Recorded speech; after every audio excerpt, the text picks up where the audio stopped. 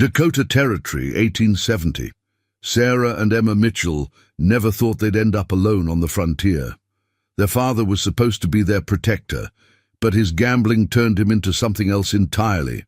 Now cast out of their home with nothing but their mother's old Bible, the sisters face a wild land that shows no mercy to the weak. Just when all seems lost, a mysterious cowboy appears in town. They say he's got a past darker than a starless night, but his eyes show kindness when he looks their way.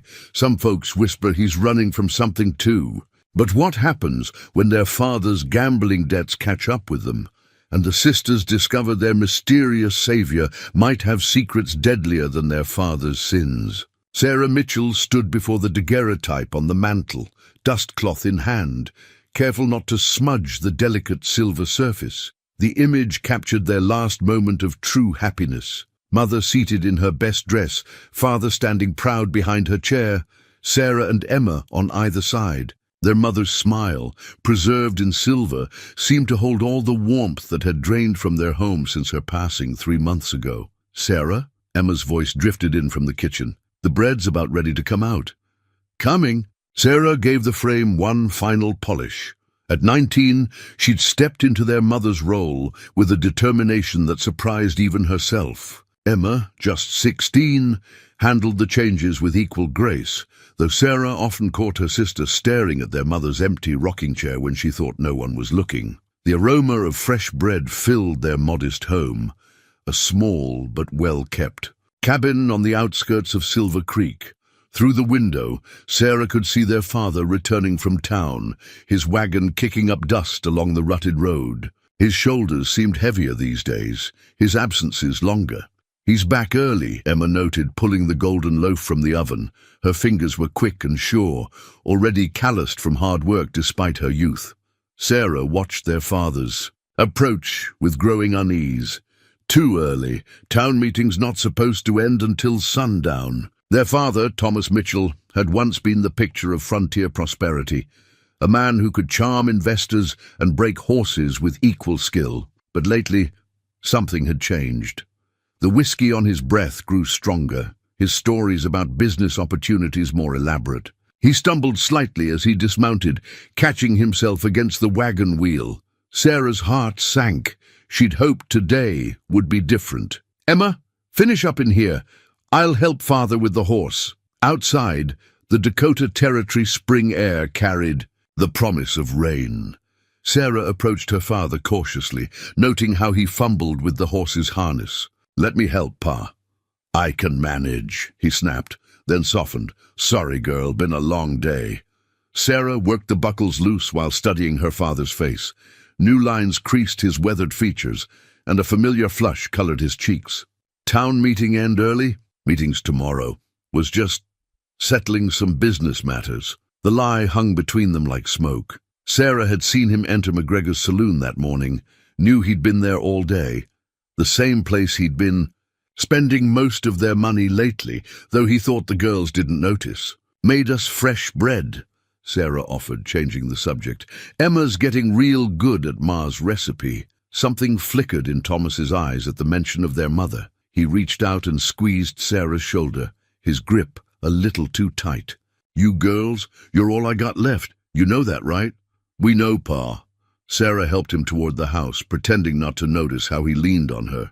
"We know." Inside, Emma had set the table with their best cloth, the one their mother had embroidered with wildflowers. 3 plates, 3 cups, the empty chair at the head of the table, a silent reminder of their loss. The daguerreotype watched over them from the mantel, their mother's silver smile now seeming more sad than warm. "Smells like heaven itself in here," Thomas declared, making an effort to straighten his posture. "Just like your ma used to make." They ate in relative silence, the sisters exchanging glances when their father's hand trembled too much to butter his bread. Sarah noticed his plate was barely touched, another bad sign. When he'd been drinking, food held little appeal. After dinner, Thomas disappeared into his room with a bottle, leaving the sisters to clean up. As they worked, Emma whispered, "I heard things in town today, about Pa." Sarah stilled, a plate halfway to the shelf. What kinds of things? McGregor was talking to Sheriff Wilson. Something about debts. Emma's voice quavered, and I saw Pa's pocket watch was missing. Sarah closed her eyes. That watch had been their grandfather's, a family heirloom Thomas had sworn he'd never part with. We'll figure something out, Em. We always do. Later that night, Sarah sat alone by the dying fire, the daguerreotype in her lap. She traced her mother's face through the glass, wishing she could ask for guidance. The woman in the image seemed so certain, so strong. Nothing like the lost girl she'd left behind. A thud from their father's room made her jump, then silence. Sarah carefully returned the daguerreotype to its place of honor, straightening it just so. Tomorrow would be another day of keeping up appearances, of pretending they were still the family in that silver court moment. But for how long? Outside, storm clouds gathered over the Dakota plains, promising change on the horizon. Sarah found the empty whiskey bottle by the front steps, morning dew beading on its dark glass. She picked it up before Emma could see it, though her sister had long since lost any illusions about their father's habits.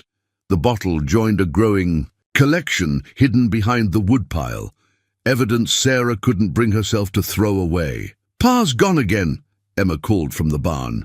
"Took the wagon before sunrise." Sarah's stomach tightened. Did he say where? When does he ever? They went about their morning chores in practiced silence, each lost in their own worried thoughts. The spring sun climbed higher, warming the Dakota air, but couldn't chase away the chill that had settled in Sarah's bones. Something felt different about today. By noon, smoke from the smithy clouded the horizon, and the distant sound of hammering carried across the plain. Sarah watched Emma lead their remaining horses to water, noting how her sister's shoulders had begun to hunch under the weight of their situation. A rider appeared on the road from town, moving fast. Sarah recognized Jimmy Watson, the sheriff's son, his horse lathered with sweat. "Sarah! Emma!" He reined up hard at their fence. "You girls better come quick, your pa's in trouble." Emma dropped the water bucket. "What kind of trouble?" "The kind that's got guns drawn at McGregor's." Sarah's world tilted. "Emma, stay here." "Like hell I will." They mounted their horses bareback, not wasting time with saddles. Jimmy led them at a gallop toward town, dust coating their skirts. Sarah's heart pounded in time with the hoofbeats. McGregor's saloon squatted at the far end of Silver Creek's main street, a weathered two-story testament to frontier vices. A crowd had gathered outside, their murmuring carrying an ugly edge. Sheriff Wilson stood on the boardwalk, his deputy beside him, and there, in the street, stood their father. He swayed slightly, facing down three men Sarah didn't recognize. Trail dust marked them as outsiders, but their guns and hard eyes spoke of experience with frontier justice. "Told you we'd find you, Mitchell," the largest man growled. "Time to settle up." Sarah and Emma dismounted as their father's voice carried thick with whiskey. "Just need more time. Got a big deal coming through." "You've had time. 3 months of it. Now we want our money, or we'll take it in trade." His eyes slid toward the sisters, and Sarah felt her blood run cold. "You leave my girls out of this." Thomas Mitchell's hand dropped to his hip, where his pistol should have been, but he'd sold it weeks ago, along with most everything else of value. The stranger's gun cleared leather with practiced ease. "Your girls might have to learn the hard way about paying their father's debts." Several things happened at once. Emma screamed. Sheriff Wilson stepped forward, and from the shadows of the livery stable, a figure Sarah hadn't noticed before made his move. He seemed to materialize from the darkness, a tall man in a black duster. His movement was liquid grace as he stepped between Thomas and the gunman. The stranger's pistol never wavered, but something in his stance changed. "3 armed men against 1 drunk," the newcomer drawled, his voice soft but carrying. "Seems a mite uneven." "This ain't your business, friend." "Maybe not." The man in black shifted slightly, and suddenly his own gun was visible, held loose but ready at his side. But I've got a peculiar notion about fairness. Why don't we discuss this civilized-like? The standoff stretched, hot and tight as a fiddle string. Sarah held her breath, one arm around Emma's trembling shoulders. Their father stood forgotten, a pitiful figure swaying in the dust. Finally, the lead gunman spat. "Ain't worth dying over. Mitchell, you've got 1 week. 1 week to pay every cent or we'll be back, and no black-clad stranger's going to stop us then." They mounted up and rode out, their horses' hooves throwing dirt on the gathered crowd.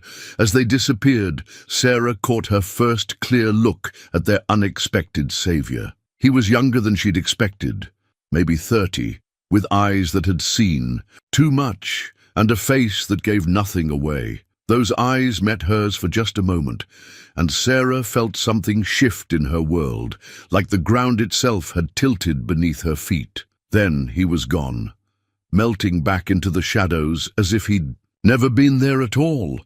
Left behind was only their father's empty whiskey bottle, rolling sadly in the dust of the street. The eviction notice lay on their kitchen table like a snake coiled to strike. Sarah read it for the 10th time, the formal language burning itself into her memory. Their father hadn't just gambled away their money, he'd sold their home rights to cover his debts. How could he? Emma's voice cracked. She stood at the window, watching the last light fade from the Dakota sky. How could he do this to us? Sarah had no answer. Their father hadn't come home after the confrontation in town. Sheriff Wilson had searched the usual places, but Thomas Mitchell had vanished like morning mist. "We have until sunrise," Sarah said, forcing herself to be practical. "We should pack what we can carry." They moved through the cabin like ghosts, gathering essentials. Their mother's Bible went into Sarah's satchel, along with the few coins they'd managed to save. Emma folded their best dresses, though they both knew fine clothes would be useless in whatever lay ahead. A knock at the door made them both jump. Sarah's hand went to the kitchen knife at her belt, their father's pistol long since pawned, before Sheriff Wilson's voice called out, "Girls, need to talk to you." He stood awkwardly on their porch, hat in hands. Behind him, the first stars pricked the darkening sky. "Found your pa's wagon," he said without preamble. "Abandoned out by Crow Creek, no sign of him." Emma made a small, hurt sound. Sarah's fingers dug into the doorframe. "Any word from the men he owes?" she asked. "They're staying at McGregor's. Way I hear it, your pa sold them this property rights legal and proper." He shifted uncomfortably. "I'm sorry, girls. Ain't nothing I can do." Sarah nodded, tight-lipped. She'd expected as much. "My Martha said you could—" "Thank you, Sheriff." Sarah cut him off. She couldn't bear charity. Not yet.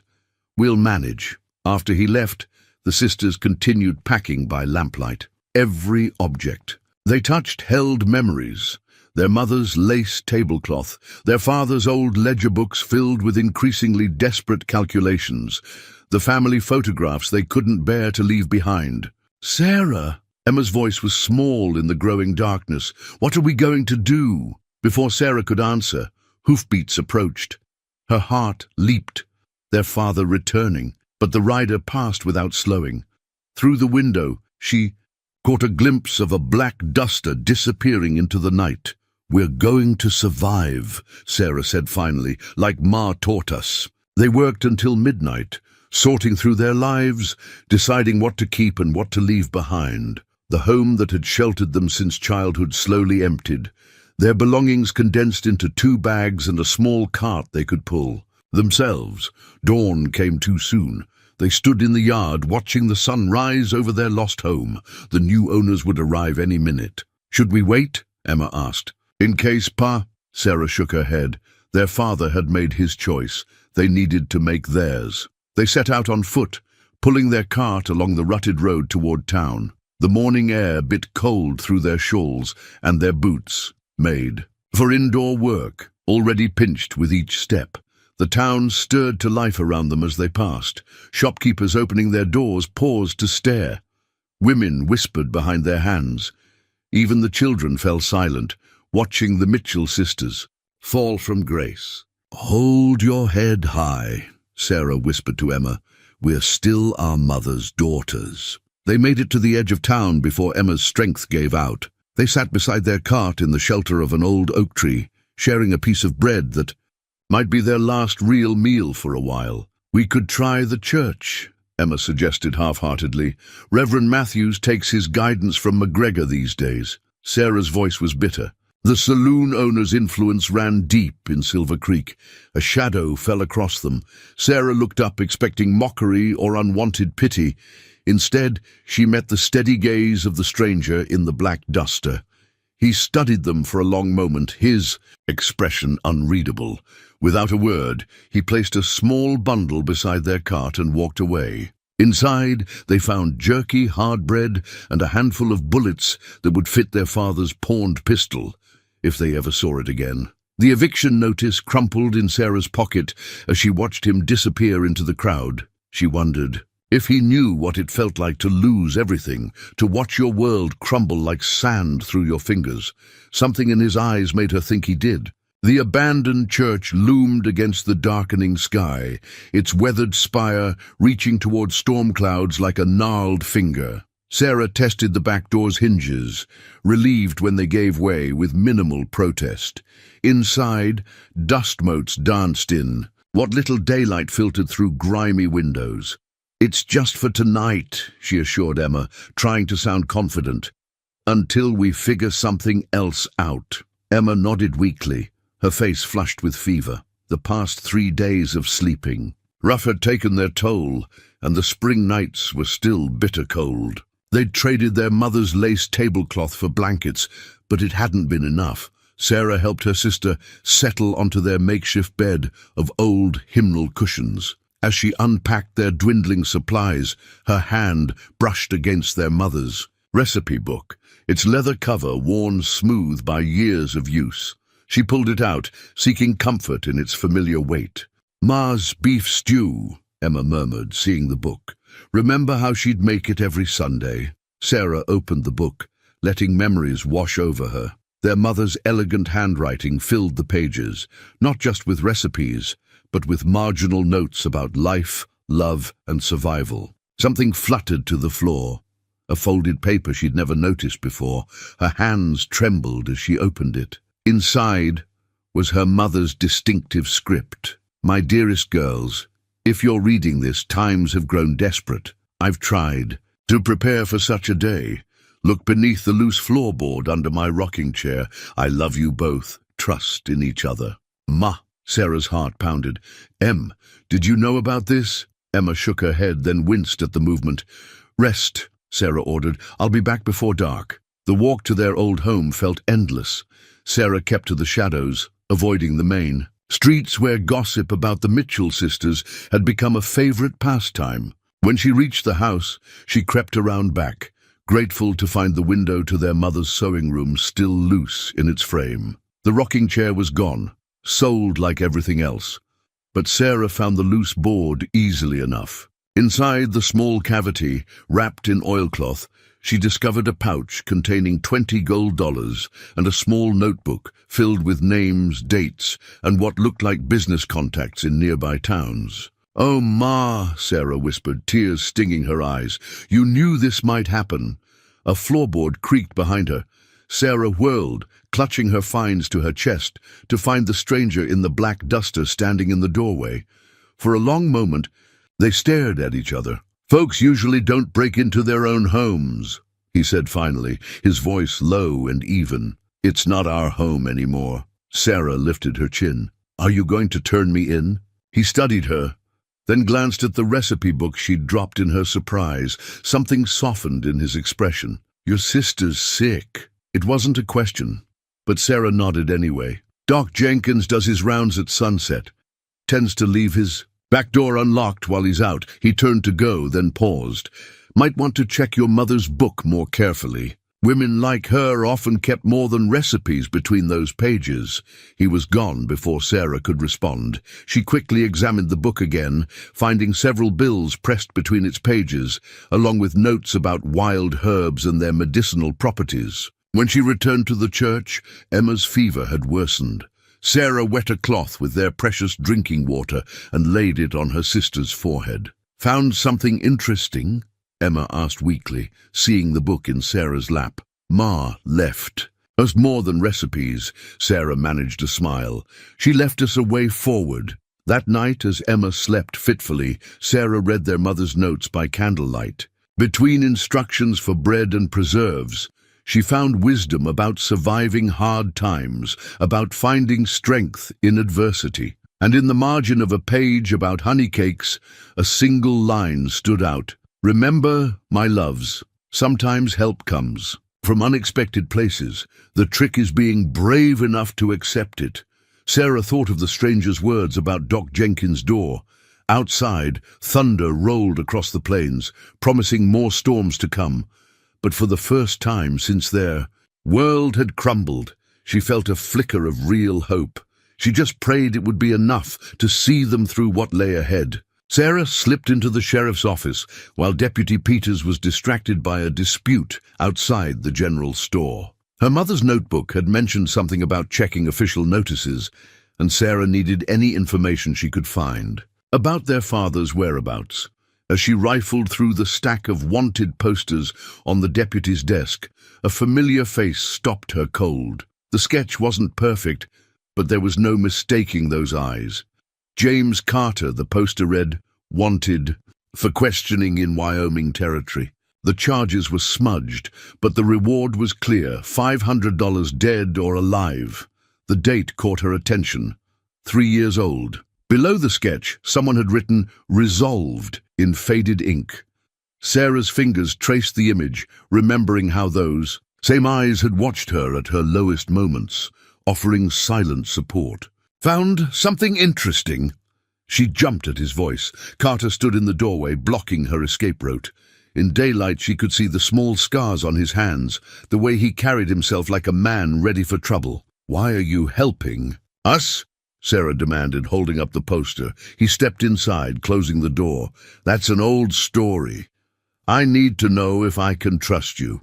Emma's sick. We're almost out of money, and she stopped, realizing she was revealing too much. Carter took the poster, studied it for a moment, then crumpled it. Was accused of something I didn't do. Proved it.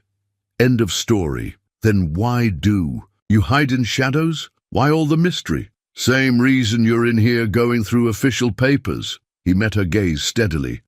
Sometimes the past doesn't stay where you leave it. Outside, they could hear Deputy Peters returning. Carter moved. To the window, opened it smoothly. Coming? Sarah hesitated only a moment before following him out.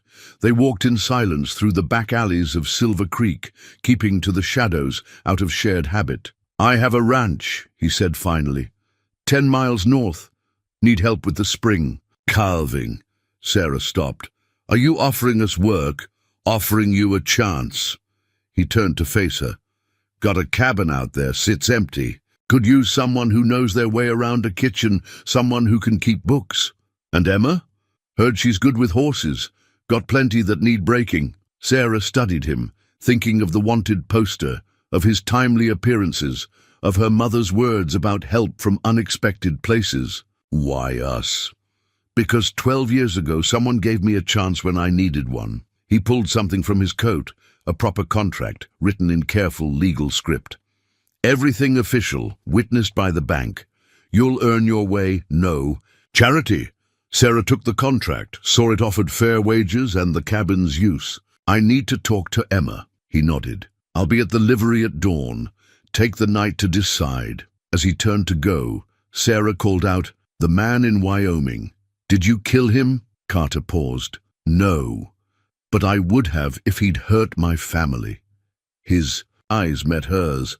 Man's got a right to protect what's his. Later, in the church's dusty sanctuary, Sarah showed Emma the contract while changing her fever-damp bandages. Sounds too good to be true, Emma said weakly. Maybe. Sarah laid out the facts they knew. Carter's mysterious past, his consistent help, the wanted poster that suggested both danger and redemption. But we're running out of options. Emma pushed herself up on her elbows. You saw Ma's book. People talk about him in town. They say his ranch is the most successful in the territory. They say he's fair to his workers. They also say he's dangerous. So is starving. Emma coughed, then managed a wan smile. Besides, did you see his horses when he rode past yesterday? Beautiful animals. Sarah laughed despite herself. Trust Emma to notice the horses first. She pulled out their mother's recipe book, opened to the page about taking chances. Ma would want us to be smart, she said carefully, but she'd also want us to be brave. Thunder rolled outside, promising another storm. Emma shivered and Sarah tucked their threadbare blanket tighter around her. We've got nothing left to lose, Emma whispered. Sarah thought of Carter's eyes when he spoke of protecting family, of the careful way he'd drawn up a proper contract instead of just offering charity. Perhaps, she realized, they had more to gain than they had to lose. Get some rest, she told Emma.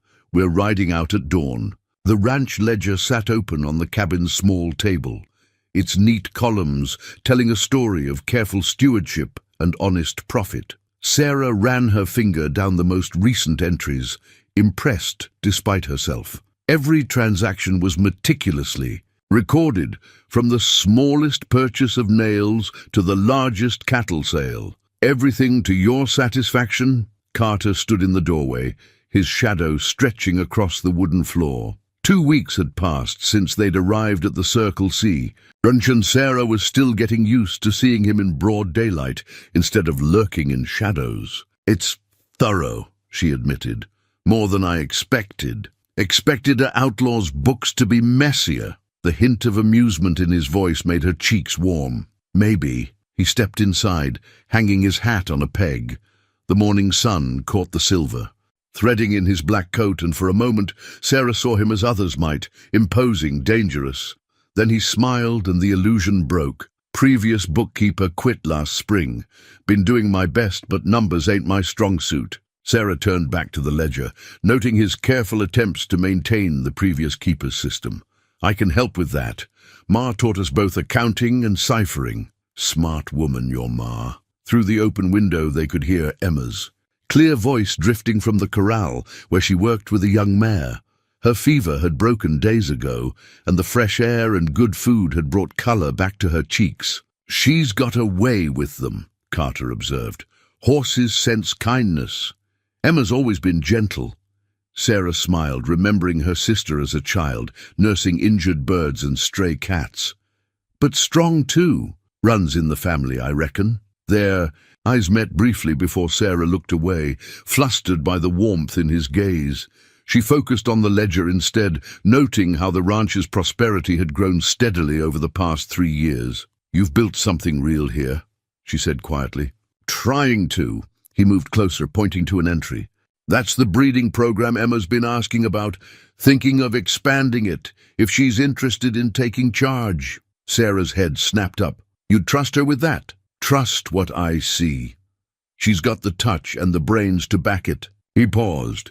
Same as you with these books. A commotion outside drew their attention. Through the window they watched Emma successfully mount the mare she'd been gentling.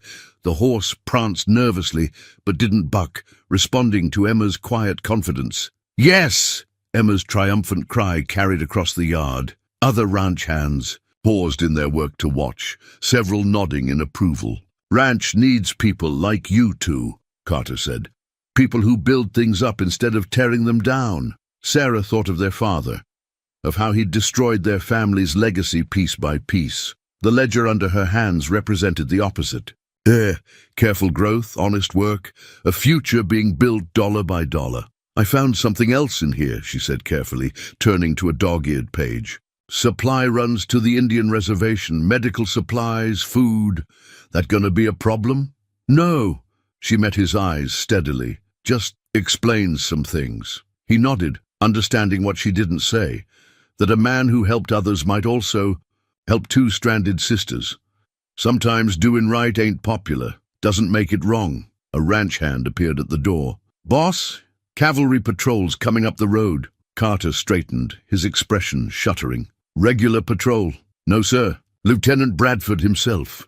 Sarah saw Carter's hand drift unconsciously toward his gun before he caught himself. Sarah, mind taking those books to your cabin for now?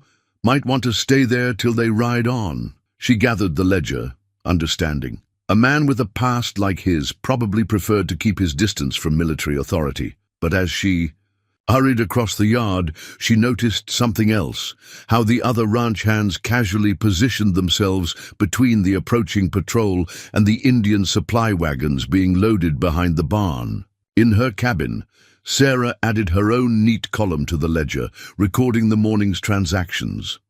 Through her window, she could see Carter greeting the cavalry officers with perfect calm, every inch the successful rancher. Emma continued working. With her horses, part of the ranch's legitimate business. The ledger told the truth of the Circle C ranch, Sarah realized. But like the man who owned it, that truth had layers. She carefully noted the supply wagon's contents under miscellaneous expenses and smiled. Sometimes the cleanest books held the most interesting stories. The Army Medal caught the lamplight, its brass surface dulled by age and hard use. Sarah found it while cleaning Carter's office, tucked away in a drawer, wrapped in an old handkerchief, along with discharge papers dated 1866. Captain James, Carter, 2nd Cavalry Regiment, honorable discharge with commendation for valor. She was still holding it when she heard the commotion outside. Emma's voice, raised in alarm. "Sarah, he's here!" Her heart stopped. Through the window she saw their father stumbling toward the main house, his clothes ragged, his face gaunt from weeks of hard living. Emma stood frozen by the corral, gripping a fence post like it could anchor her against the storm of emotions Sarah saw crossing her face. "Girls!" Thomas Mitchell's voice carried across the yard, slurred but demanding. "Your own father comes to find you, and this is the welcome he gets." Sarah tucked the medal into her pocket without thinking and hurried outside. The evening sun cast long shadows across the ranch yard, and the spring wind carried the scent of coming rain. Ranch hands paused in their work, watching warily. "Pa." Sarah kept her voice steady, positioning herself between him and Emma. "You're drunk." "Ain't drunk. Just need to talk to my girls." He swayed slightly. "Heard you'd taken up here. With him." The last word dripped with insinuation. "Mr. Carter gave us honest work," Emma said, her voice smaller than Sarah liked. "More than you did." Thomas's face darkened. "Watch your mouth, girl. I'm still your father. A father who sold our home." Sarah's anger, banked for weeks, flared hot. "Who left us with nothing. Had no choice, but I got it figured now. He fumbled in his coat, produced a crumpled paper. "Got a stake in a mine up north. Real silver this time. Just need a little capital to—" "No." Sarah's voice cracked like a whip. "Now you listen here." He took a step forward, hand raised. The distinctive sound of a gun being cocked froze him mid-step.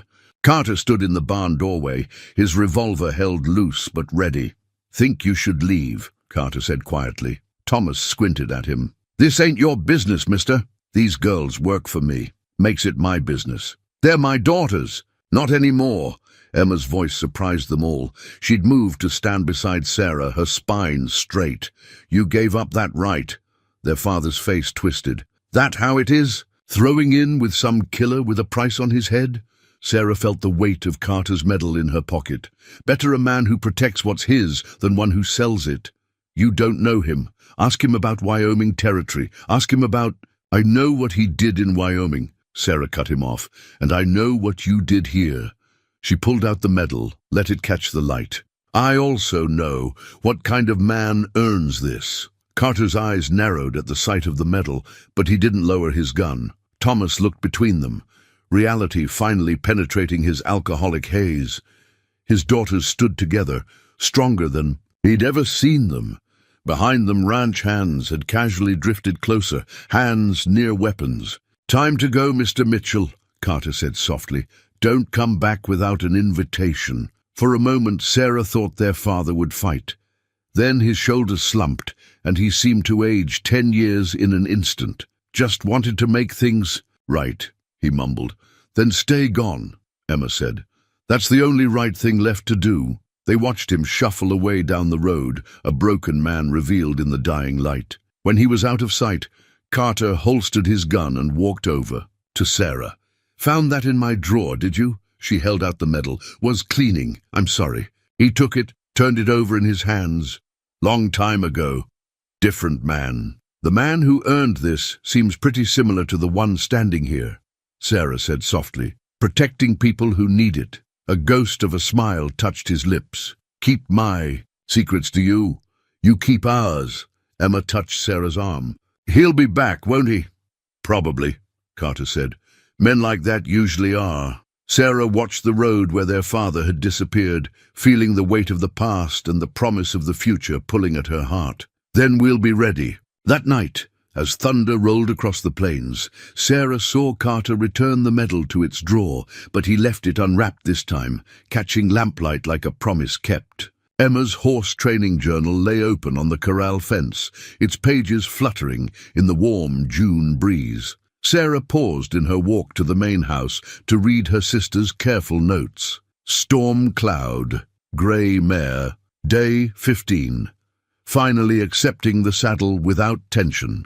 Key is to approach from her left side, speaking softly. She has a tell before spooking, right ear twitches twice. Found if I sing Ma's old lullaby, she settles right down. The sound of hoofbeats drew Sarah's attention. Emma cantered past on, a sleek black stallion, her face bright with joy. She'd traded her old dress for proper riding clothes, and she sat the horse like she'd been born to it. That's the third one this week, Carter said, materializing beside Sarah. She'd gotten used to his quiet approaches. Most handlers need a month to gentle a horse like that. She does it in days. Sarah smiled with pride.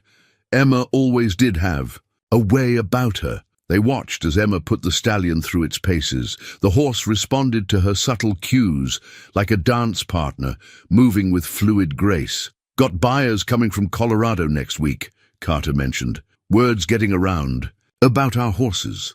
Our horses? Sarah raised an eyebrow. Well, way I see it, Emma's turned this into a proper breeding operation. Makes her a partner, not just a hand. Sarah's heart swelled. 2 months ago, they'd been homeless and desperate. Now Emma was building a reputation that would secure her future. Emma dismounted, leading the stallion to the water trough. She pulled out her journal, making quick notes while the horse drank. Sarah, come see what I wrote about lightning here. I think I figured out a new training technique. Sarah joined her sister at the fence, noting how Emma's earlier timidity had vanished. The journal was filled with detailed observations, careful diagrams, and training schedules that showed both practical knowledge and innovation. See here? Emma pointed to a sketch. If you approach them this way, it mimics how their mothers would guide them. Makes the whole process gentler. Smart, Carter said, studying the diagram. Might have to copy this for the other handlers. Emma beamed at the praise. I was thinking, if we bred Stormcloud with that paint stallion that came in last week. She trailed off as a wagon approached the ranch, dust rising behind it. Sarah recognized Jimmy Watson from town driving fast. Mr. Carter, Jimmy called out. Those men are back, the ones who were after Mr. Mitchell. They're asking questions in town about the ranch. Sarah felt Carter tense beside her. Emma clutched, her journal tighter. They say anything specific? Carter's voice was calm, but Sarah heard the steel beneath it. Wanting to know about your operation, about the girls. Jimmy shifted uncomfortably. They were at the land office too, looking at property records. Carter nodded slowly. Thanks for the warning, Jimmy. Tell your pa I'll be in town tomorrow to discuss it. After Jimmy left, they stood in troubled silence. Finally, Emma spoke. Up. We're not leaving. Her voice was firm. This is our home now. Those men don't get to take another home from us. Sarah watched Carter's expression soften as he looked at Emma. No longer the scared girl who'd arrived at his ranch, but a confident young woman who knew her worth. Nobody's taking anything, he said. Got too much built here to walk away from. Emma nodded and returned to her horses, but Sarah lingered. Those men are dangerous, James. His eyes met hers at the use of his first name. So am I, when needed. She touched his arm lightly. We know. We've seen your ledger, remember? The supplies you send to people in need? The second chances you give folks. She smiled. The way you watch out for two stubborn sisters who were too proud to ask for help? He covered her hand with his own, rough calluses against her softer skin. Ain't pride to want to stand on your own feet. Ain't weakness either, letting people help you do it. Later that evening, Sarah found Emma adding more notes to her journal by lamplight. Looking over her shoulder, she saw her sister had written, "Some horses, like some people, just need someone to believe in them. Trust has to be earned, but once given, it can make miracles happen. Ma knew that. Now I do too." Sarah hugged her sister from behind, breathing in the familiar scent of leather and hay that now clung to Emma's clothes. Outside, a chorus of night. Birds called to each other across the darkening plains. Their song, like everything else about the ranch, felt like home. The map lay spread across Carter's desk, its edges curling from water damage, ink bleeding at the corners. Sarah traced the route they'd marked for moving the horse herd, now threatened by the approaching storm. Telegraph from Cheyenne says, "It's the worst system they've seen in years," Carter said, pointing to the dark clouds gathering on the horizon. "Going to hit us dead on." Emma burst in, her hair wild from the rising wind. "Lightning's already spooking the horses. If we don't move them now—" A thunderclap cut her off, so close it rattled the windows. Carter rolled up the map, tucking it into his coat. "Sarah, you and Emma take the west pasture herd to the Box Canyon. High ground, natural shelter," he strapped on his gun belt. "I'll lead the others to the north draw." "The canyon's on Mitchell gang territory," Sarah protested. "If they're watching, rather face them than lose 30 horses to lightning." His eyes met hers. "You remember the way?" Sarah nodded. They'd studied the map together just yesterday, before the weather turned. Before word came that their father's old associates were closing in. Outside, the air crackled with electricity. Emma was already mounted, leading 2 saddled horses. The herd milled nervously as thunder rolled across the darkening sky. "Stay together," Carter ordered, swinging onto his black stallion. "Whatever happens, stay together." They split up, Emma and Sarah driving their portion of the herd west, while Carter led the rest north. The first heavy drops began to fall as they crossed the creek, swollen from spring rains. "There!" Emma pointed to movement on the ridge above them. "Riders!" Sarah squinted through the rain. 3 mounted figures watched their progress, too distant to identify. Her hand went to the revolver Carter had insisted she carry. "Keep moving!" she called to Emma. "Canyon's only 2 miles ahead." The storm hit full force. Lightning split the sky, thunder crashed overhead, and the rain became a stinging deluge. The horses bunched tighter, driven by instinct toward the shelter of the canyon walls. Sarah pulled out the map, but the rain had soaked through Carter's coat. The ink ran in streaks, turning landmarks into dark smudges. She could barely make out the canyon entrance marked in Carter's careful hand. Movement again on the ridge. The riders were paralleling their course. "Emma!" Sarah shouted over the storm. "Remember that gut feeling Ma always talked about? I've got it bad." Emma nodded grimly. She'd grown up fast these past months, learning to trust those same instincts their mother had relied on. They drove the horses harder, racing the storm and their shadowy pursuers. The canyon entrance appeared. Through the rain, a narrow cut between towering walls. Safe haven or perfect trap? Sarah studied the deteriorating map one last time. There, barely visible through the bleeding ink, a second path marked with a faint X. A back way out if things went wrong. The herd thundered into the canyon just as a massive lightning bolt turned night to day. In that flash, Sarah saw their pursuers clearly. Their father wasn't among them, but she recognized one of the men from the saloon confrontation months ago. "Emma, back trail, now!" They split the herd, driving half up the hidden path while the rest continued deeper into the canyon. The pursuers would have to choose, the horses or the sisters. Thunder crashed again. Through the din, Sarah heard hoofbeats approaching fast. She turned, gun ready, and nearly shot Carter.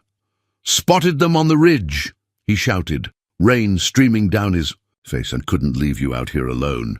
The horses. Jake's got them safe. This is more important." The map was pulp in Sarah's pocket now, but its lessons remained. They drove their portion of the herd higher, using the storm's fury as cover. Below, they heard shouts of frustration as their pursuers found only half their quarry. They emerged onto high ground as the storm began to pass. Lightning still flickered in the distance, illuminating the dramatic landscape. The horses, sensing safety, began to calm. Emma slipped from her saddle, legs shaking. That was too close. "Not over yet," Carter warned, scanning the horizon. "They'll be back." Sarah pulled out the ruined map. The ink had run so badly it looked like blood seeping through paper. "We're going to need a new map." "Got it all up here?" Carter tapped his temple. Some things you don't need paper to remember. Like the way he'd chosen them over the horses, Sarah thought.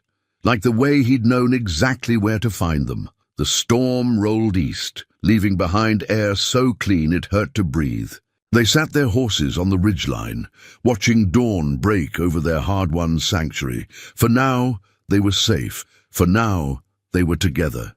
But the map's ruin felt like an omen. The clear trails they'd marked were gone, washed away like so many careful plans. Whatever came next, they'd have to find their own way. The forged deed hit Carter's desk like a thunderclap on a clear day. Sarah stared at the document, her trained bookkeeper's eye catching the inconsistencies even as her heart sank at her father's signature at the bottom. Property transfer, dated. 6 months ago, Thomas Mitchell announced, swaying only slightly. He looked better than last time, clean-shaven, newly dressed. Someone had invested in making him presentable. "Gives me partial ownership of the Circle C Ranch." Carter picked up the deed, his face unreadable. "Interesting, considering I was in Cheyenne that day, not in Silver Creek where this claims I signed." "Papers are papers." Thomas shrugged, but his eyes were sharp despite the whiskey on his breath. "My associates are prepared to pursue this legally." Sarah's mind raced. 6 months ago, they'd barely known Carter existed, but she recognized the names of the witnesses on the deed. The same men who'd chased them through the storm. Emma stood in the doorway, white-faced. "How could you?" "Now, girl, this is business." Thomas tried to smile, but it came out wrong. "Just trying to secure my daughter's future. By stealing another man's ranch?" Sarah's voice shook with fury. "By forging his name? Ain't stealing if the law says it's mine." Their father's fake charms slipped, revealing something harder beneath. "Your mother would have wanted you girls provided for." "Don't you dare speak of Ma." Emma's quiet words cut like a knife. "She'd be ashamed to see what you've become." Carter hadn't moved, hadn't raised his voice. He studied the deed with the same careful attention he gave his ledgers. "Your associates," he said finally. "They're waiting in town." Thomas nodded, triumphant. "Got themselves a real lawyer, too. Harvard-educated. Must be expensive." Carter's voice was mild. "Wonder where men like that got such an interest in a small ranch like this." Sarah caught his meaning. Someone was backing her father. Someone with resources and a grudge. The forged deed was just the opening move in a bigger game. "Don't matter where the money comes from," Thomas said. "What matters is I'm part owner now. Means my girls can stay, proper and legal-like. We're not your girls anymore." Sarah met his eyes steadily. "And we don't need you to secure our future. We've done that ourselves." Thunder rumbled in the distance, another storm approaching, or maybe it was just the blood pounding in Sarah's ears as she watched her father's face darken. Ungrateful brats. The mask of paternal concern slipped entirely. "Think you're better than your own blood? Think this killer's gonna take care of you? Wait till everyone hears what really happened in Wyoming." Carter moved so fast, Sarah barely saw it. One moment he was behind his desk. The next he had Thomas Mitchell pinned against the wall, forearm across his throat. "Think real careful about your next words," Carter said softly. "Might be your last." "James," Sarah touched his arm. "He's not worth it." Carter held Thomas a moment longer, then stepped back. "Get off my property." "Our property," Thomas wheezed, straightening his collar. "Papers say." "Papers can lie." Carter tossed the forged deed into the fireplace. "People, too. Question is, who's backing you?" Who wants this ranch bad enough to buy a drunk's loyalty? Thomas Mitchell's face went slack. With fear for just a moment, whatever he saw in Carter's eyes sent him stumbling toward the door. "This ain't over," he called from the safety of his horse. "Law's coming for you, Carter, all of you." They watched him ride away, his horse weaving slightly despite its rider's new clothes. "He'll be back," Emma said quietly, "with that lawyer." "Let him come." Carter turned to Sarah. "Your father's right about one thing. Papers are important. Good thing we've got ourselves a fine bookkeeper who knows how to prove what's real and what ain't." Sarah thought of the ranch ledger, the careful records she'd kept. The deed's a forgery, but fighting it will mean attention. Questions about your past. Some things are worth the risk. His hand found hers, calluses rough against her palm. Some people too. Emma cleared her throat. "I'll check on the horses. Storm's coming." But she smiled as she left. And Sarah felt hope rise despite everything. Their father had taught them what a man's word was worth, nothing, but Carter showed them daily what a man's actions meant. The forged deed burned to ash in the fireplace, but its threat lingered like smoke. The coming storm wouldn't just bring rain, it would bring men with papers and lawyers and questions. Sarah squeezed Carter's hand, feeling his quiet strength. Let them come. Some things were worth fighting for. The stack of legal documents covered the kitchen table like fallen leaves, each one telling part of the Circle C Ranch's story. Sarah had spent days organizing them: land grants, bills of sale, cattle contracts, and letters of incorporation, all bearing James Carter's signature, his real signature. "Found another one," Emma called from the study. She emerged with a dusty folder. "Letters from the army about Carter's discharge and land grant. Look at the dates." Sarah compared them to the forged deed. "Perfect. These prove he was still in service when our father claims they made their deal." Carter watched from the doorway as the sisters worked. He'd been quiet since the lawyer arrived in town, letting them take the lead in building their defense. Now, Sarah understood why. They weren't just protecting his ranch, they were protecting their home. "Mr. Carter?" Jimmy Watson rode into the yard, kicking up dust. "They're coming, whole group of them." Through the window, Sarah saw the approaching party, their father, the Harvard lawyer in his city suit, and 3 hard-eyed men she recognized. From the storm, behind them rode Sheriff Wilson, looking uncomfortable. "Ready?" Carter asked softly. Sarah squared her shoulders. "Been ready since they ran us off our first home." They met their visitors on the porch. Emma stood on Carter's, left Sarah on his right, presenting a united front. The lawyer dismounted first, sweating in his Eastern wool suit. "Mr. Carter," he tipped his hat, "I'm Frederick Chapman, representing Mr. Mitchell's interests in this property dispute." "Ain't much to dispute," Carter replied evenly.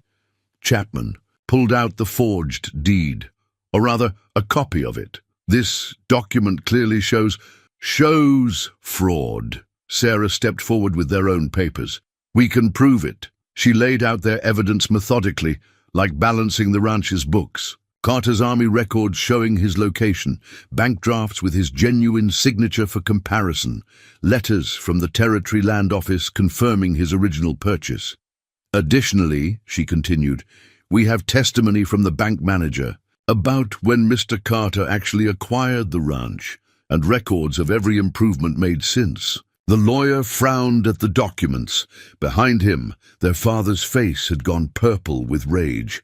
"Gonna let a woman speak for you, Carter?" One of the hard-eyed men called out. "Smart man knows when to listen to someone who knows what they're talking about."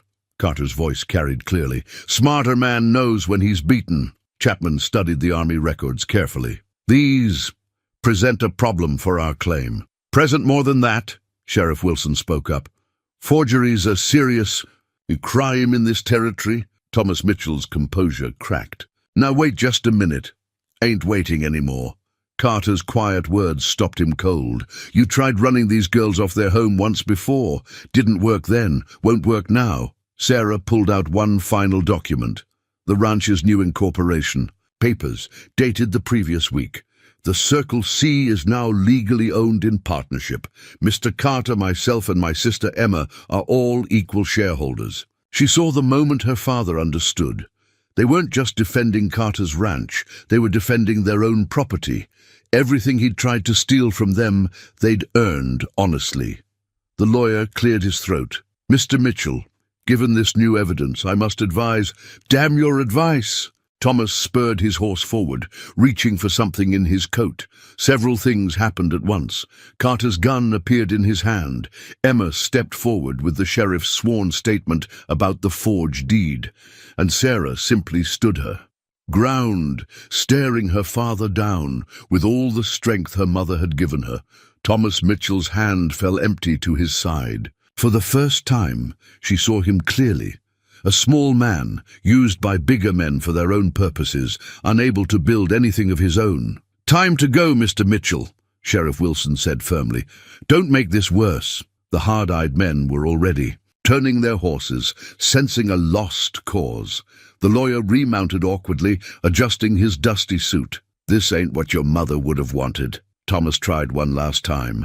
"Ma wanted us safe, happy, and honest," Emma replied. "We are. No, thanks to you." They watched the group ride away, their father's shoulders slumped in final defeat. The legal documents that had saved their home rustled in the warm breeze, each one a brick in the foundation of their new life. "Proud of you, girls," Carter said, quietly. Sarah gathered the papers, handling them with the same care she'd once given her mother's Bible. "Proud of us all." The sound of hammering drifted from the barn, where workers were expanding the horse pens for Emma's growing breeding program. The ranch was changing, growing, becoming more than any of them had imagined, just like they had. The yellowed newspaper clipping fluttered from between the pages of their mother's Bible, where it had been hidden for years. Sarah caught it before it could drift to the floor, then wished she hadn't as she read the headline from the Kansas. The City Star, dated 1865, "Bank robbery ends in tragedy. Guard killed in heist gone wrong." Her hands trembled as she scanned the article. There, listed among the suspects, Thomas Mitchell, believed to have served as lookout. Two other names jumped out, the same men who'd been pressing their father's false claim to the ranch. "Sarah," Emma's voice made her jump. "What's wrong? You look like you've seen a ghost." "Maybe I have." She handed the clipping to her sister. "Seems Pai was more than just a drunk and a gambler." Emma's face went pale as she read. "A murder? You think Ma knew?" "Must have." Sarah touched their mother's Bible gently. "Must be why she hid money for us, kept such careful records. She knew someday it might all fall apart." The sound of horses outside drew their attention. Carter rode. In with Sheriff Wilson, both men looking grim. "Got news from Cheyenne," the sheriff said once they'd gathered in the kitchen. "Your father's friends? They've been busy. 3 more ranches hit with false claims, all along the railroad survey line." Sarah spread out the newspaper clipping. "Think this explains why?" Carter studied it, his jaw tightening. "The Kansas City job. Heard about it during the war. Never caught all the men involved. Railroads coming through this territory," Sheriff Wilson added. "Land that's worthless today will be worth a fortune once those tracks are laid. And they're using Pa to make false claims," Emma said slowly, "because he knows the area, knows how to make the stories sound believable." Sarah thought of the forged deed, how confident their father had been. "He's done this before, hasn't he? In Kansas City, they must have used forged papers to get into the bank." "Smart girl." Carter's voice held approval. "Been tracking these men since Wyoming. They work the same scheme territory to territory, find a local man down on his luck, use him to establish false claims, then sell the land to the railroad at a premium." "But why you?" Emma asked. "Why target the Circle C specifically?" Carter and the sheriff exchanged looks. Finally Wilson spoke. "Because James here was getting too close. He'd been feeding information to the territorial marshals, helping build a case." The pieces fell into place in Sarah's mind. "That's why you helped us, isn't it? You knew who Pa was mixed up with." "At first," Carter admitted, "but things change. People change. His eyes met hers, and Sarah felt the now familiar warmth in her chest. Yes, things did change. Emma wasn't finished putting it together. So when those men forced Pa to leave town that day at the saloon, they weren't really after him, Sarah finished. They were sending Carter a message, back off or else. Didn't expect him to take in the daughters of one of their own men. Sheriff Wilson shook his head. Complicated things considerably. Complicated ain't always bad, Carter said softly. Another rider approached. Jimmy Watson again, looking worried. Sheriff, telegraph from Cheyenne. Mitchell's gang hit the bank in Medicine Bow. 2 men dead. Sarah felt the blood drain from her face. Emma gripped her hand hard. They're escalating, Carter said, getting desperate. Railroad survey comes through next week. Wilson stood, settling his gun belt. If they're going to make a big move, it'll be before then.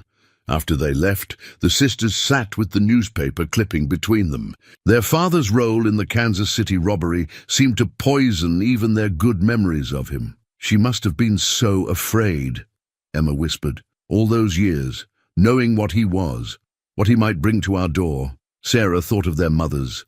Quiet strength, her careful preparations, her lessons about standing on your own feet. She made sure we'd be stronger than she was, strong enough to survive whatever came. Carter appeared in the doorway. Stage came through. Brought those books. You ordered on horse bloodlines, Emma. And Sarah? Territory Land Office confirmed our partnership papers. Everything's legal and recorded. Such simple things. Books, papers, honest work. The opposite of everything their father had chosen. Sarah tucked the newspaper clipping back into their mother's Bible. Let them come, she said firmly. We're ready. But that night she added extra bullets to her gun belt and saw Emma do the same. Some truths, once learned, couldn't be unlearned. Their father had taught them that, if nothing else. The gun belt lay coiled on Carter's desk like a sleeping snake, its worn leather telling stories of hard use.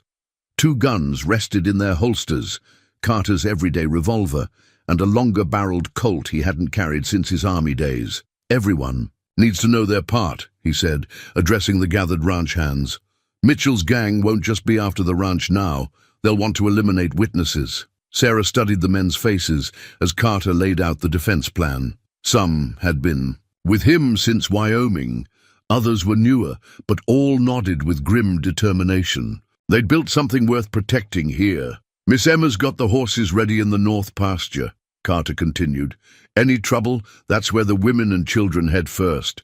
Supply wagons already stocked. We're not running. Sarah's voice was firm. Emma and I stay and fight. Carter's eyes met hers. He didn't argue. He'd learned better by now. Instead, he lifted a 3rd gun from the desk drawer. Was my army sidearm, he said, holding it out to her. Never failed me yet. The weapon felt heavy, solid. Sarah checked it with practiced movements. She'd learned over the past months.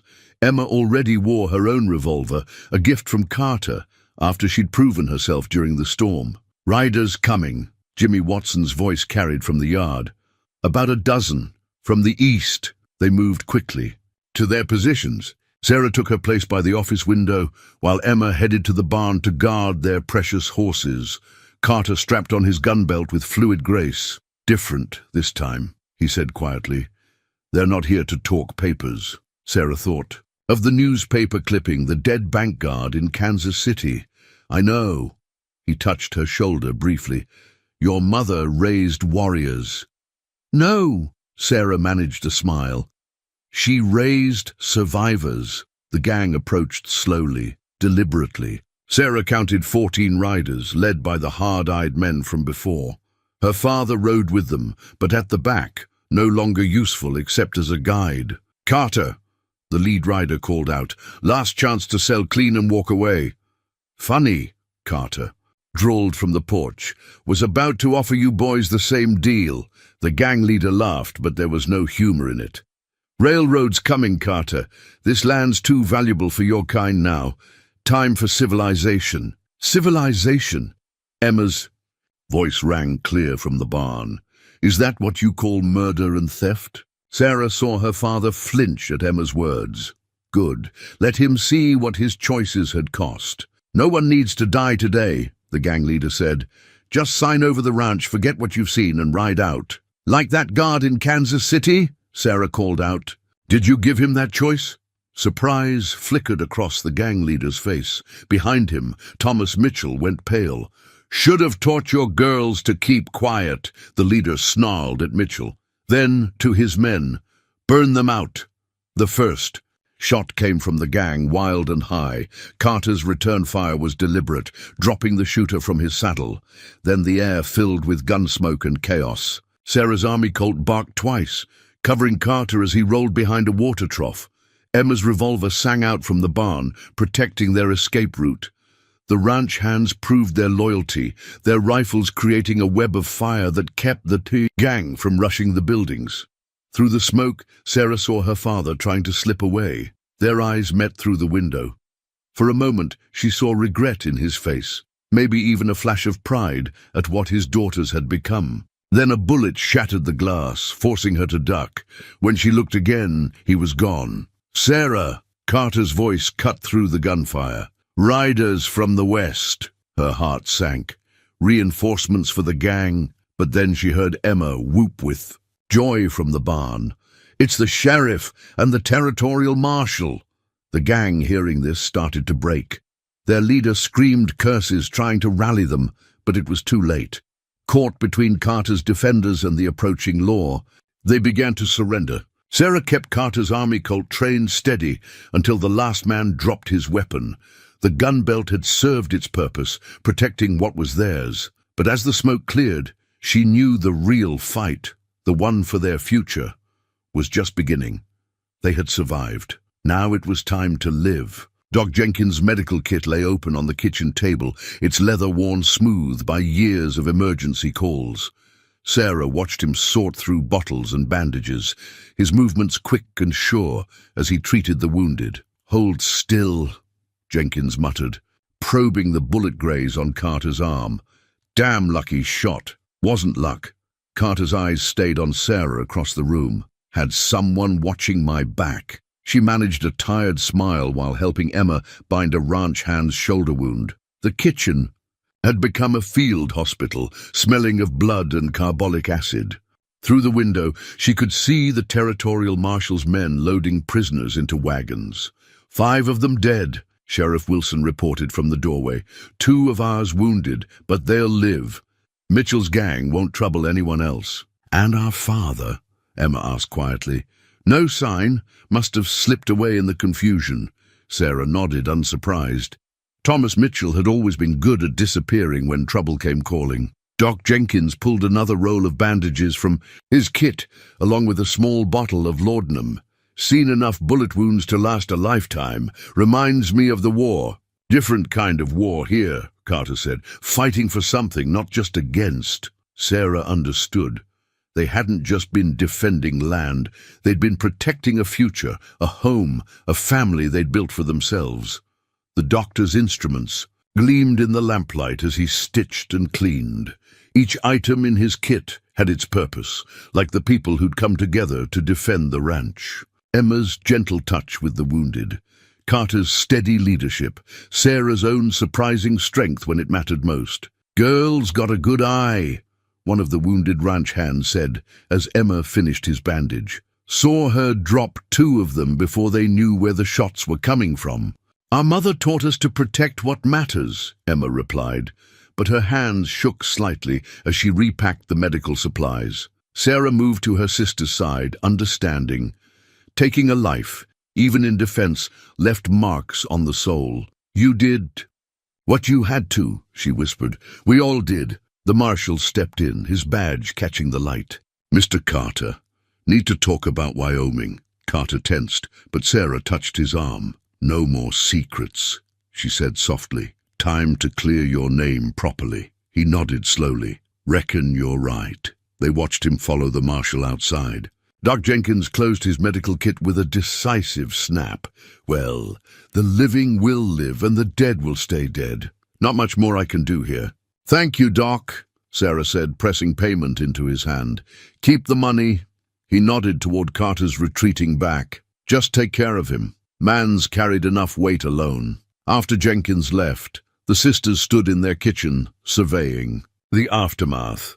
Blood-stained bandages, empty bottles, the lingering smell of gun smoke, but underneath it all the familiar sense of home, coffee, fresh bread, hope.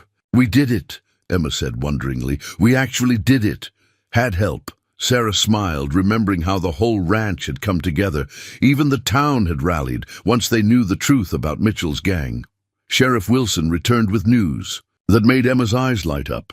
During the fight, they'd managed to save all the horses. Not a single one lost to fire or gunfire. "Your sister's training paid off," he told Sarah. "Animals stayed calm through the whole thing. Worth their weight in gold, those horses." Emma glowed with pride, and Sarah saw their future taking shape. The railroad would come, but on their terms. The ranch would grow, but with honest work and clean papers. Carter returned as dusk settled, looking weary but relieved. "Marshall's satisfied. Wyoming case is officially closed." "And our father's friends?" Sarah asked.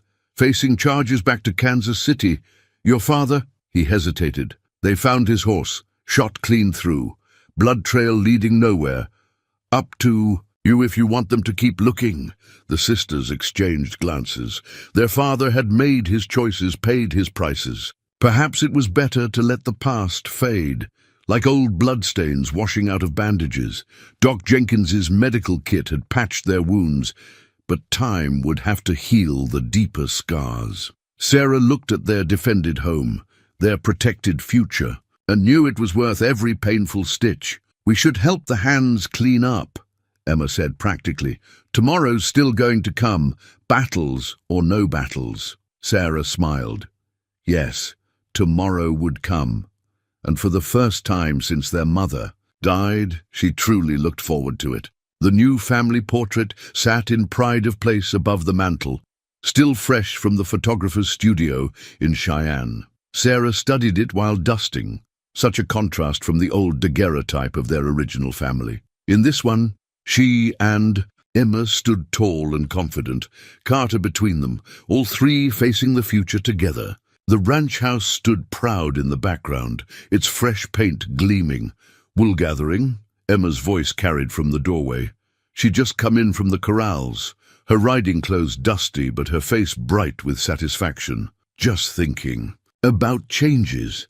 Sarah smiled at her sister. "Remember how scared we were that first night in the abandoned church?" "Seems like a lifetime ago." Emma moved to stand beside her, both of them studying the portrait, though some changes are still taking some getting used to. She nodded toward the window, where they could see Carter teaching one of the younger hands how to properly mend tack. The ranch had grown, hiring on more workers to handle the expanding horse operation. "The railroad survey team's coming through next week," Sarah said. "Their agent says our breeding stock will be in high demand once the line's established. Good thing we're ready for them." Emma's voice held pride. "Did you see the offers that came in for our last batch of horses?" Sarah had seen them.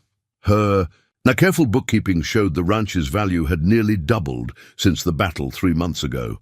The Circle C's reputation for quality horseflesh now reached all the way to California. A knock at the door revealed Jimmy Watson, no longer just the sheriff's son, but their official liaison with the town council. "Ladies," he tipped his hat, "town meeting's called for tonight, railroad business." "We'll be there," Sarah assured him. The town had changed too, treating the sisters as respected business owners rather than scandal-touched outcasts. After Jimmy left, they went about their daily tasks with practiced ease. Sarah updated the ledgers while Emma worked with a promising new colt. Carter's presence moved through the ranch like a steady heartbeat, keeping everything in rhythm. Late afternoon brought Sheriff Wilson with news. "Thought you should know. They're closing the books on your father's case." Sarah's hands stilled on the ledger. "They're sure. Found enough evidence to confirm it. Died of his wounds that night, buried in a shallow grave up near Crow Creek." The sheriff's voice held gentle certainty. "He's at rest now." After he rode away, Sarah found Emma in the barn. Her sister was brushing down her favorite mare, her movement steady despite the news. "You okay?" Sarah asked softly. Been expecting it. Emma didn't look up. Part of me died with him months ago when we found that newspaper clipping. This is just finishing things. They stood together in the warm barn, surrounded by the comfortable sounds of horses and honest work. Through the door, they could see their new family portrait through the house window, catching the late sun. Ma would be proud, Emma said finally. Not of him, of us. Of all of us, Sarah corrected, as Carter appeared in the barn doorway. He took in their expressions and understood immediately. Heard about your father. If you want to ride out there. No, both sisters said together. Then Sarah added, our place is here. Carter nodded, respecting their choice. Town meeting soon, should get cleaned up. They watched him walk back to the house, his straight spine and steady gait so different from their father's remembered stumbling. You know, Emma said thoughtfully, I think this is what Ma meant in her recipe book, about help coming from unexpected places. Sarah thought of all the changes the past months had brought. The ranch's success. Emma's growing reputation as a horse trainer. Her own blossoming relationship with Carter, built on respect and trust. Speaking of unexpected, she said, Carter asked me something this morning. About making the portrait more official, you might say. Emma's eyes lit up. About time, though you'll have to take a new portrait then. We'll take as many as we need, show the world who we are now. They walked back to the house together, past the fresh-painted walls and new fence posts. The ranch had grown beyond any of their expectations, just as they had grown beyond their old fears and limitations. Inside, the portrait watched over them as they prepared for the town meeting. 3 people who had found each other against all. Odds building something stronger than any of them could have managed alone. Family, Sarah thought, not by blood, but by choice. Those were the bonds that truly lasted. The land deed gleamed with fresh ink, the names clear and bold. James Carter, Sarah Mitchell and Emma Mitchell, joint owners of the Circle C Ranch and all its holdings. Sarah traced their names with a gentle finger, remembering another deed. The forged one that had started all this. Quite a difference, Carter said quietly, coming up behind her. Both in the paper and the people reading it.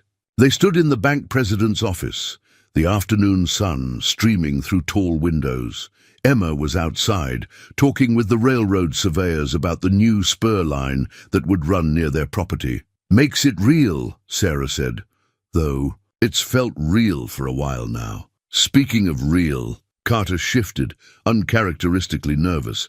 Been carrying something around, waiting for the right time. He pulled a small box from his coat pocket, and Sarah's heart skipped. But before he could open it, the bank door burst open. Mr. Carter! Jimmy Watson stood breathless in the doorway. Riders coming in. Say they're from your old unit. Army men. Carter's hand dropped from the box. How many? 6. Led by a Colonel Harrison. Sarah saw recognition flash across Carter's face. My old commanding officer, the one who helped clear my name in Wyoming. They hurried outside where Emma had already greeted the riders. Colonel Harrison proved to be a distinguished man in his 50s, his uniform immaculate despite trail dust. James Carter, he called out warmly. Still keeping the peace in your own way, I hear. Try to, sir. Carter shook his old commander's hand. What brings you out here? Railroad business partially. But also, Harrison's face grew serious. Wanted to tell you in person. We found the last of them, the men who framed you in Wyoming. Sarah felt Carter tense beside her. The Wyoming incident had been cleared from his record, but the men behind it had escaped justice. Until now. They talked? Carter asked quietly. Harrison nodded. Full confession. Your name's not just cleared now. It's vindicated.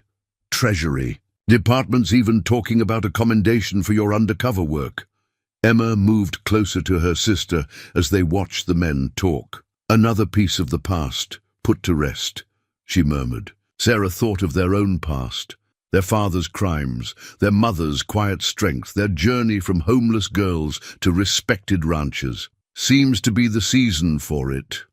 Colonel Harrison turned to the sisters. You must be the Mitchell.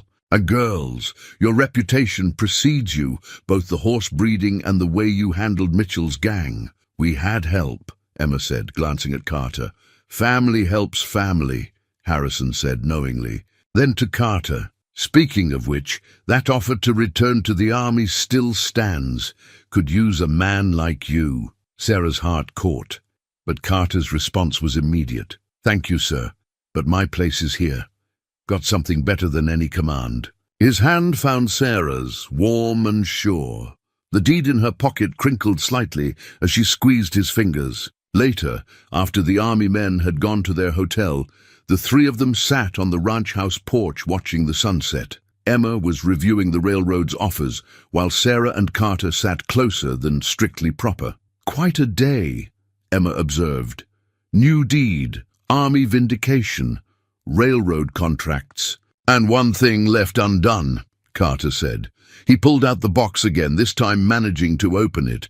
Inside sat a simple gold ring. Sarah Mitchell, reckon it's time to make this family official, if you're willing. Sarah looked at the ring, then at Emma's beaming face, then at the deed that proved how far they'd come. One condition, she said. Carter raised an eyebrow. Ring goes on after the cattle drive. Can't have a proper wedding until the work's done. He laughed. The sound, carrying across their land. Practical woman, one of the many reasons I love you. Emma made a show of studying her railroad papers. Don't mind me, just the sister who saw this coming months ago. The deed, the ring, the railroad contracts, all of them symbols of their new life, their redemption from the shadows of the past. Sarah leaned against Carter's shoulder, feeling the strength they'd built together. Yes, she said simply, though you should know you're getting two sisters in this deal. Wouldn't have it any other way. Carter's voice held the same quiet certainty he'd shown the day he first offered them work. Family's family, the sun, set over their ranch, their home, their future. In her pocket, the deed reminded Sarah of everything they'd fought for, but here, in this moment, she finally felt the last walls around her heart come down. They were home, they were safe, they were loved. The wedding ring caught the morning light, its simple gold band reflecting the sunrise. Sarah stood at her bedroom window, watching the ranch come alive below. The cattle drive had returned successfully. The railroad spur was nearly complete. And today she would marry James Carter. Ready? Emma entered with their mother's Bible, now wrapped in fresh silk. Found something inside you should see. A pressed flower fell from between the pages, a prairie rose, still holding its color after all these years. A note in their mother's handwriting accompanied it. For my daughter's wedding days, love finds a way. She knew. Sarah whispered. Even then, she knew we'd find our way. She'd be proud. Emma tucked the flower into Sarah's bouquet. Not just of this day, but of everything we've built. Through the window, they could see Carter directing the final preparations. The entire town would attend, not out of scandal or curiosity now, but out of genuine respect and friendship. The Circle C Ranch had become a cornerstone of the community. Miss Emma, a ranch hand called from below. That army horse buyer's here early. Go, Sarah laughed. Can't neglect business even today. Emma hesitated. But your wedding is hours away. Besides, Sarah smiled, you built this horse business. It's as much your day as mine. Watching. Her sister stride confidently toward the corrals. Sarah remembered the scared girls they'd been just a year ago. Now Emma was known territory-wide for her horse sense, with buyers coming from as far as California. Sarah touched the ring Carter had given her, remembering his words when he'd proposed. Not just asking her to be his wife, but offering to build something greater together, a true family, a legacy of their own. A knock at the door revealed Sheriff Wilson. Got something for you, Mrs. Carter-to-be. He handed her a telegram. The past message was simple. Thomas Mitchell's grave found stop full military pension and back pay recovered, stop funds forwarded to daughters, stop Colonel Harrison. Sarah sat down slowly, one final gift from their father. Not the money, but the closure. The last shadow lifted from their new beginning. You all right? The sheriff asked kindly. better than all right." She tucked the telegram away. "The past is finally past." The morning flew by in a blur of preparation. Emma returned glowing from her horse sale. The army had bought their entire spring crop. Carter's old unit members arrived in full dress uniform. The town's children scattered flower petals along the pathways. Before the ceremony, Sarah stood, in her mother's renewed bedroom, now her own. The old daguerreotype sat beside the new family portrait, bridges between past and future. She picked up her mother's Bible, feeling its familiar weight. "Ready, big sister?" Emma appeared in her finest dress, eyes bright with tears and joy. "Look at us," Sarah said softly. "Who'd have thought that night in the abandoned church?" "I did," Carter's voice came from the doorway. He wasn't supposed to see her yet, but Sarah couldn't mind. Knew it the moment you faced down your father in the street. Knew what kind of woman you were. "We shouldn't break tradition," Emma protested, but she was smiling. "Already broke every other kind," Carter said. "Why stop now?" The ceremony itself passed in a happy haze. Sarah would later remember moments like snapshots, Emma's proud tears, Carter's steady hands placing the ring, the cheers of their gathered community. The ring settled on her finger like it had always belonged there, but it was during the celebration, that her favorite moment came. She found Emma by the corrals, watching the sunset paint the sky in wedding colors. "Happy?" her sister asked. "Beyond happy," Sarah touched her ring. "But you know what makes it perfect? That we did it our way. Built our own home, our own family." Speaking of family, Emma's eyes danced. "That army colonel who bought our horses made me an interesting offer. Want me to train horses for the cavalry, build my own breeding program." "You're leaving?" Sarah's heart caught. "Not leaving, expanding. There's that north pasture, remember? Perfect spot for a second ranch house, if you and James don't mind a neighbor." Sarah hugged her sister hard. The ring pressed between them, a symbol not just of marriage, but of all they'd created here. Home, family, purpose, love. The sun set. On their wedding day, painting the Circle C ranch in shades of promise. From humble beginnings, they'd built something extraordinary, not just a ranch, but a legacy. Not just a home, but a future. The wedding ring gleamed in the final light, its simple circle reflecting everything they'd fought for, everything they'd won. Tomorrow would bring new challenges, new adventures, new joys, and they would face them together, as they always had, as they always would.